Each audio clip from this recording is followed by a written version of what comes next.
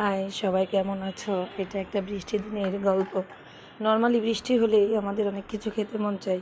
তাই ওই দিন ভাবলাম কেননা কিছু চিতই পিঠা বানাই। তো যেই বাবা সেই কাজ। দুপুরে চাল ভিজিয়ে রাখলাম আর সেটা বিকালে ব্লেন্ডারে ব্লেন্ড করে নিলাম। চিতই পিঠার সাথে শুটকির ভর্তা না হলে তো জমেই না, তাই পাটাই বেটে শুটকির ভর্তা বানিয়ে নিলাম।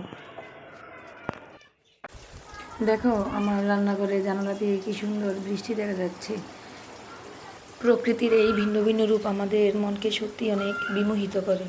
কিছুদিন আগেও কি কাঠ ফাটা রোদ ছিল, আর এখন বৃষ্টি। তোমরা বৃষ্টির দিনে কে কী করো কমেন্ট সেকশনে লিখতে কিন্তু অবশ্যই ভুলো না।